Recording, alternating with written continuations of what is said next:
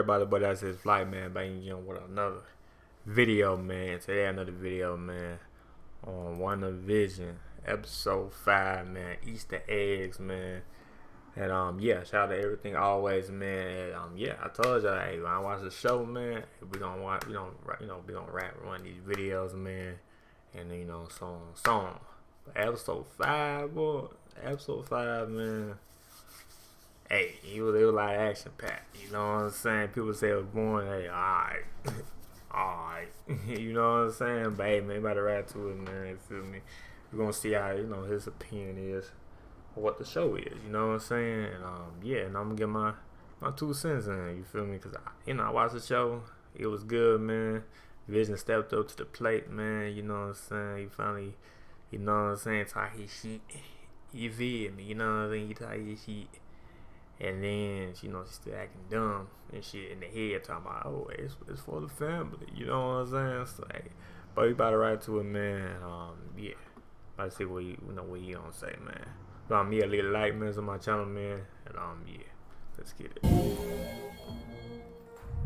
What's going on, guys? Welcome to Everything Always. My name's Michael Roman, and the 5th episode of WandaVision definitely pushed the creep meter all the way to the red, pun totally intended. And no, they did that on purpose. they did that on purpose, not accident. They did that.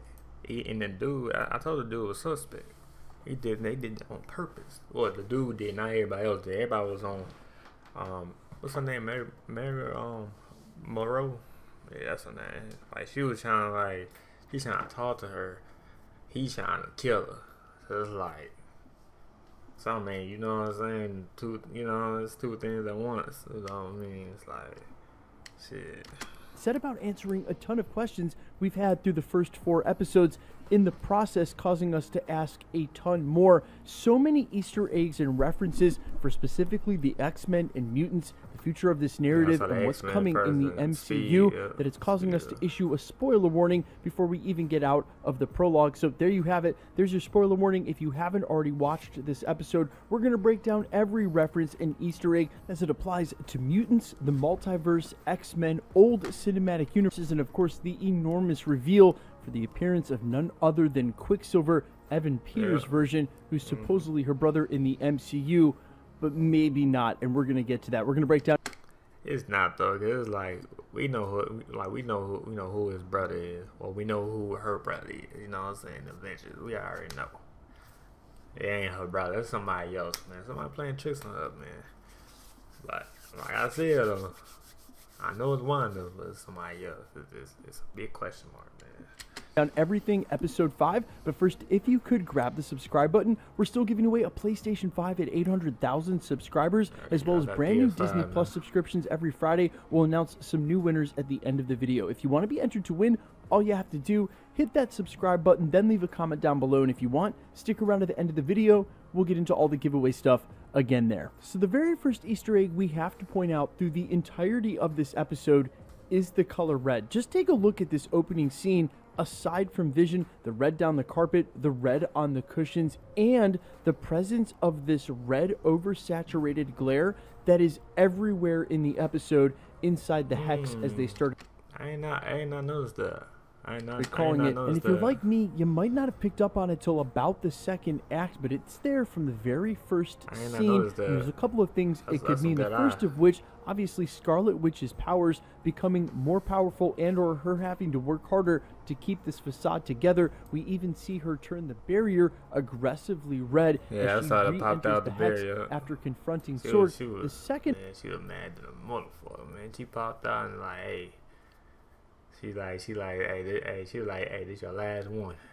Hey, do not come to my home. And she thought that dome right there is a home. She like, hey, don't come here. Do it again. Yeah, let's go with that rah shit. Speaking of which, and what I think is much more likely, is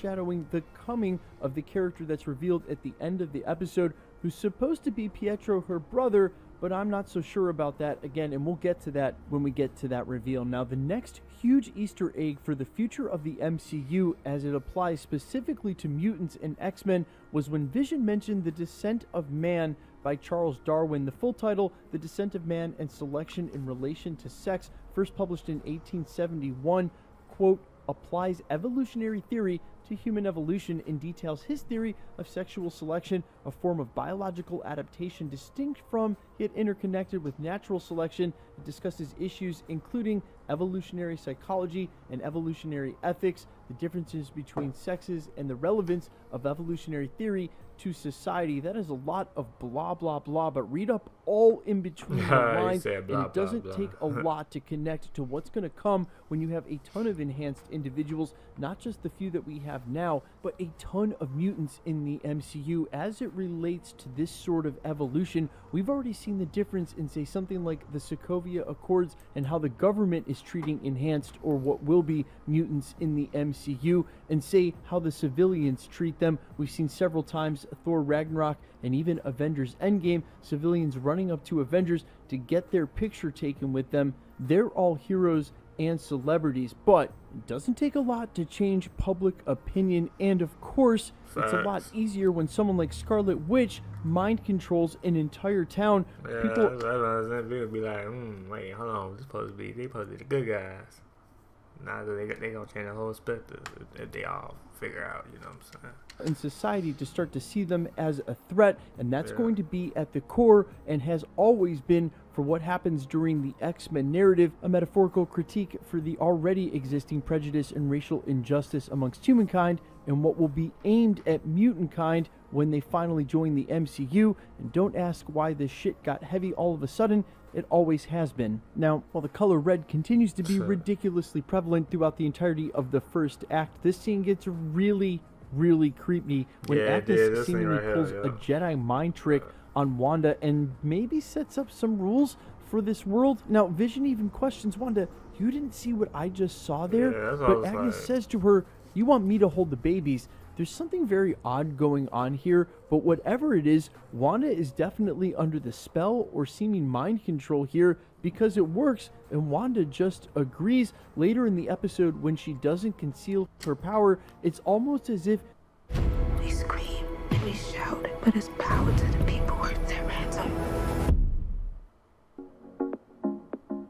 Breakfast that's ready in a snap. Lunches you actually look forward to. she's more comfortable. Cause she was like, "Nah, let me take the babies." And then when she looked, got that look. Man, I told you, it gotta be Agnes' fault, man. Agnes said something, probably whispered to her or something. Then she's like, yeah, you can take the baby. You know what I'm saying? It's like, and then see, Vision know, like in episode 2, Vision know it was some bullshit going on. It's some bullshit going on, man. He finally, he was like, you know what I'm saying? I'm like, so far he the only one. You feel me? Like, kind of, that knows what's going on. You feel me? All that's woke up, put it that way.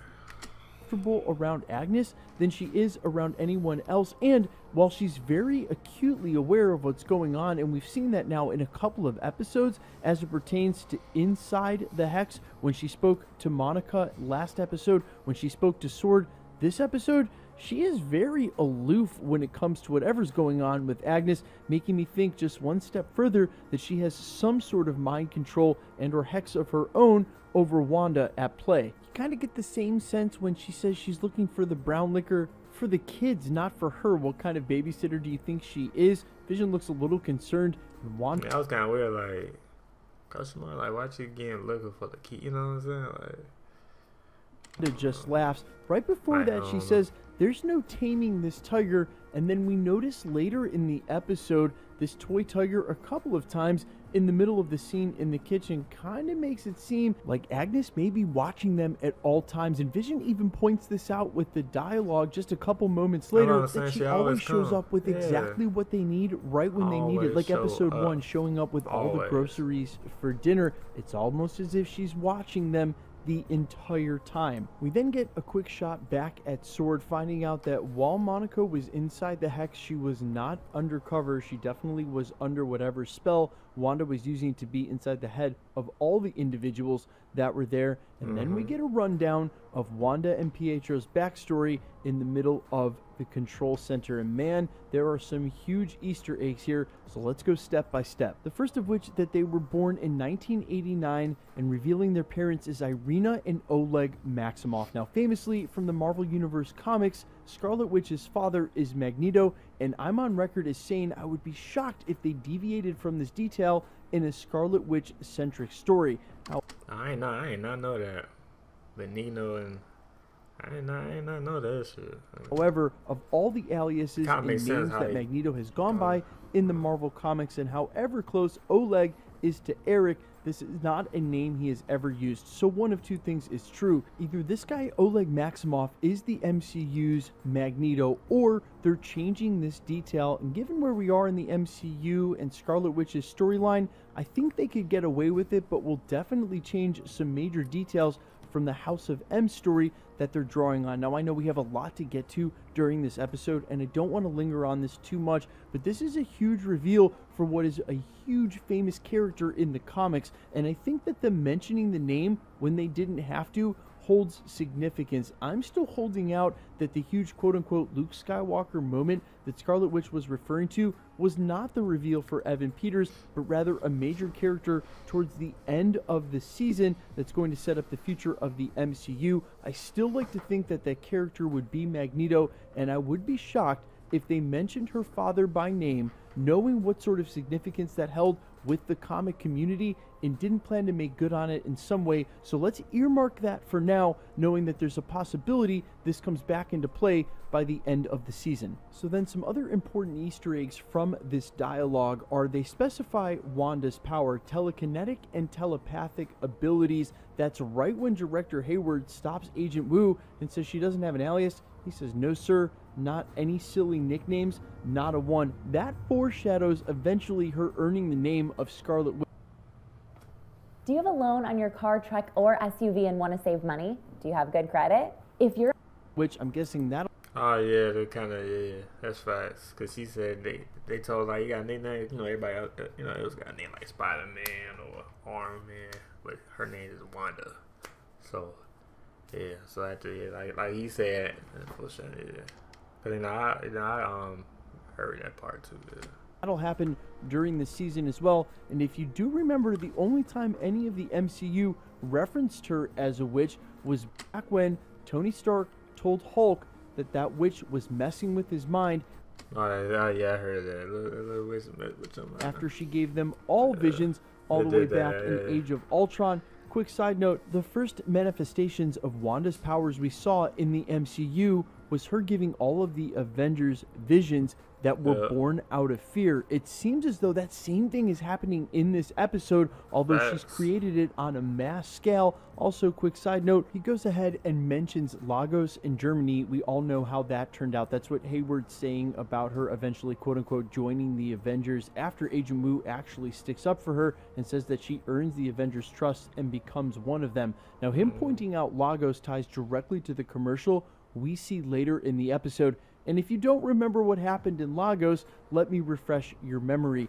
At the end of this exchange between the Avengers and who they're chasing in Crossbones, Scarlet Witch, in order to save Captain America's life, ends up turning Crossbones into a ball of energy and whisking him away, but instead destroying the side of a high-rise, killing countless civilians, creating a ton of devastation, and actually became the impetus for the Sokovia Accords we saw during Civil War. They're labeling her as a terrorist now. He's using some past events to predicate that, both what happened in Lagos and what happened in Germany during Civil War. I also want to take this opportunity to mention that this scene right here may hold a lot of poignance, not only for WandaVision, but the upcoming Falcon and the Winter Soldier, as we still don't know exactly what Crossbones was after. It looked like a chemical agent, as it said clearly on the vial they're after in this laboratory, and that could play into what's going on during the Falcon and the Winter Soldier, as it was labeled as Pandemic LLC. Some people think that's going to be the main narrative for this. Whatever was happening in this scene is going to tie over as an Easter egg to set up that series. Just some speculation, but still ties into Lagos, meaning that the future of the MCU ties heavily to what we've already seen in the Infinity Saga. Now, obviously, it's extremely shocking when we see what they refer to as. Yeah, that's what I'm saying. Like, this whole, when I saw this, I'm like, damn, folks, maybe she a bad, you know what I'm saying? I was like, cause I ain't know she broke into the sword though, like, and then she stole the body, folks, you know what I'm saying? I'm like, damn, she a devious motherfucker, you know what I'm saying? She a devious motherfucker. The Vision's corpse, which I think is interesting because they also refer to him as a weapon, possibly the scent. Yeah, because his sword is symptomatic, so that's why I'm like, how they put him in there so they think he's still bad, you know what I'm saying? Like, I thought he'd be in the grave, but they put him in the sword affiliation, or affiliation, whatever that word is, y'all know what I'm trying to say. But yeah, it's like, I don't, man, shit. Weapon they're referring to in the name, but either way, we know that Wanda has now taken his corpse from the sword facility and resurrected him inside the Hex, as Agent Wu makes sure to point out, not only against the Sokovia Accords, but then Tyler Hayward adds against his own living will, because Vision at least had the good sense not to want to become anybody's weapon. You see that frustration in Vision later in the episode when he exclaims that he can't remember anything before this and wants to know what's outside Westview. And from the promo that we saw from Marvel earlier last week, we know that that's going to come to pass in the next episode. Now, the next scene when Monica's coming to the epiphany about what's really going on inside of the Hex with the material, understanding that her pants were made of Kevlar, and that was the vest she was wearing when she went in, that Wanda's basically just manipulating matter, has a huge reveal about Captain Marvel. What an Easter egg here. Something happened between Monica and Captain Marvel. They are not on good terms. They made sure to show you that not only in the quick pause and the dialogue from Monica herself, but the look that Darcy gives Agent Wu. Something is up there, and I think I may have figured it out. Now, granted, it is like 8 in the morning, and I've watched this episode 3 times, but let's get... Man, you watch this bitch 3 times. I don't watch this bitch 1 time, so that's all I need, 1 time. But I mean, if you want to deep dive, like you want, like you want a person that like to eat, do the Easter eggs, then yeah, people like that, yeah, you gotta watch it 3 times or whatever. You feel me? But if you like a regular person like me, you know what I'm saying? Not really a fan, but you fuck with Marvels, you can watch that bitch 1 time. You watch that bitch 1 time and shit, and hey, keep it going. You know what I'm saying? Get this straight, okay? If she mentions that she knows Wanda almost beat Thanos one-on-one if he hadn't initiated an airstrike from his starship, that means that she and presumably other people have been debriefed on what happened during the attack on the Avengers facility during Avengers Endgame. That took place... So I got a quick question for you. What's more effective for losing weight? Eating less or working? About 3 weeks before where we are now. Who better to debrief on what happened than Captain Marvel herself?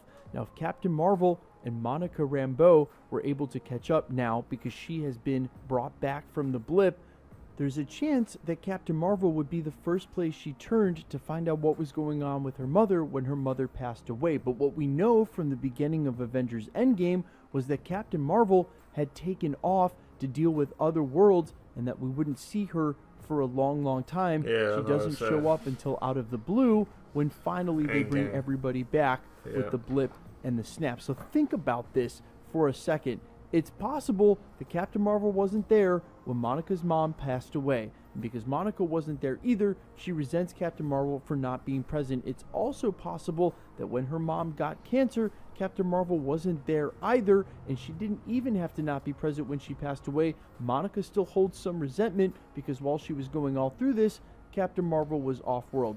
Just a hunch, but I think it's a correct one, and this will definitely lead into a narrative and some tension between them as we go further into Secret Invasion and, of course, Captain Marvel 2. Now, the next huge takeaway from this scene is when she has the epiphany. What happens when you send something into the Hex that doesn't need to be changed by Wanda's energy? And we know, at least in some part, she's referring to the drone that they send in a little bit later in the episode. That's why she refers to it as 80s technology to match the era in the Hex. It is unclear whether or not she's referring to the email that they send in. Now, we do know that if Sword was watching the broadcast, they'd know where Vision works, as that's part of the episode. So it's possible, because it is a sword email, they knew where to send it. Either way, this is when the huge reveal comes to Vision via Norm that she is mind controlling everyone in the town. And we hear from him when Vision alleviates him for just a little bit how painful it actually is.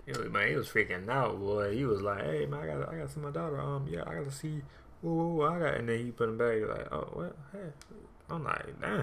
Akin to what happened to the Avengers during Age of Ultron, he begs Vision to make her stop. He just puts him back to where he is. The big takeaway now, though, is at least for Vision, the cat is all the way out of the bag. And again, we know that's going to lead to the next episode via the promo we got from Marvel officially. So that he's definitely going to try to leave. We also know from this episode now that all of the reality rewritten inside the Hex, at least what's not a Vision inside their heads, is permanent, meaning the material changes, and possibly the material changes to Vision's corpse. Now, it's important to note that Wanda is pretty serious when she's telling the kids that she can't reverse death. However, she just did it with Vision. I was like, when she said that, I was like, but you just did it with Vision, though. You went to the store and stole his body. Bro, I don't know how she did that shit still. I'm still mind blogging, like, how, you know what I'm saying? Like, how you did that? But then, when the kids told her, like, hey, Wanda, or you know what I'm saying, can you bring back the dog back? She like, nah, I can't. But you just did what, you know what I'm saying? I'm like, maybe she didn't want to show Agnes, like, but Agnes already knows what's going on. Agnes knows she got powers. But Wanda, I mean, they probably don't know that she know. When she's telling the kids that she can't reverse death, however, she just did it with Vision. Then again, Vision is actually just a machine. Well, he's part machine and part stone. It is unclear whether she can resurrect the dead. And that's what I think leads into this very last reveal. And we have to talk about it. Obviously, Evan Peters playing Quicksilver Pietro, her brother. It even causes Darcy to exclaim out loud, she recast her brother. Now, we saw her brother die on screen, and if she was telling the kids the truth and she... That's what I was saying. I don't know it's him, though. It's a big question mark on him, you know, Speed. I don't know it's him. Can't reverse death, then she would need another version of her brother to show up. Even though she doesn't initially recognize him, after watching it 2 or 3 times, her body language is different. Before he acknowledges that it's her brother, she almost can recognize him. Now, the first question I had, does this immediately canonize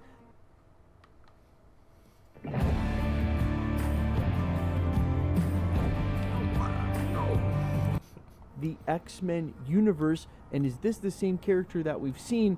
We're going to need a lot more details to tell. But I think the easiest explainer, outside of it just being meta, that he was Quicksilver in a different universe, which could actually canonize the X-Men universe. This could be the first key to that, is that this isn't her brother at all.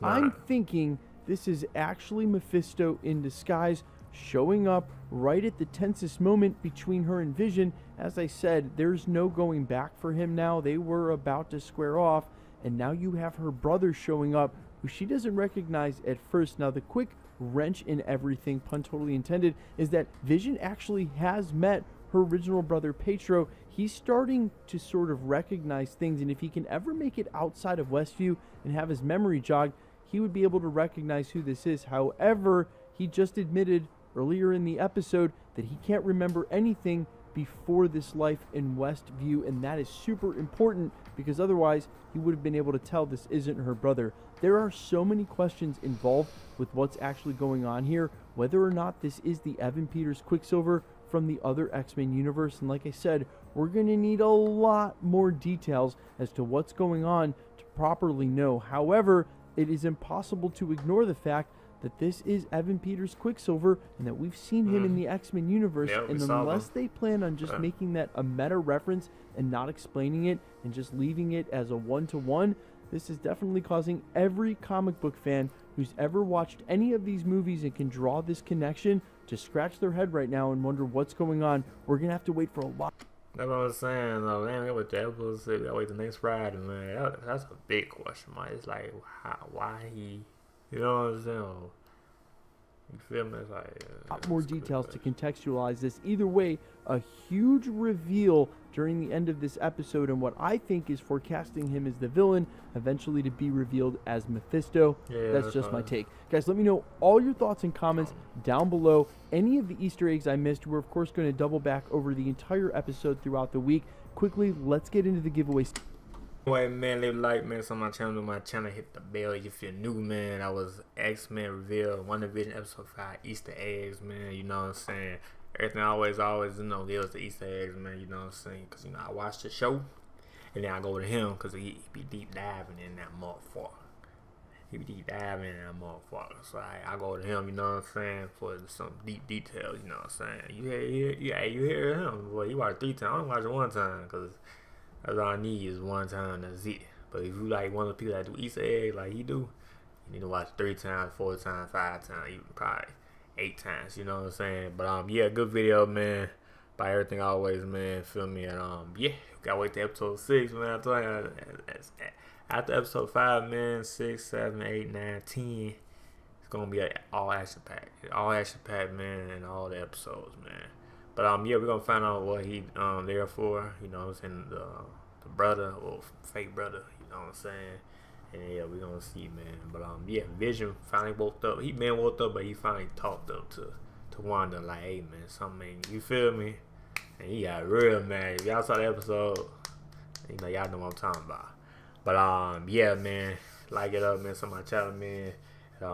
Yeah, man, it's getting good, man. Say y'all think it's boring. Now it's not, you know what I'm saying? Me, you know, it's been lit since episode 1, but you know, people that say it was quote boring, it's like, now it's getting good, it's like, oh, they want to, you feel me? You can't do that, you gotta watch the episode 1, 2, 3, 4, 5, and then, you know, so on and so on, you can't just skip, you feel me? Because you ain't gonna know what the fuck going on, you just skip around and shit, you know what I mean? So, but, yeah, I'm out, y'all, man, and, yeah, alright, peace.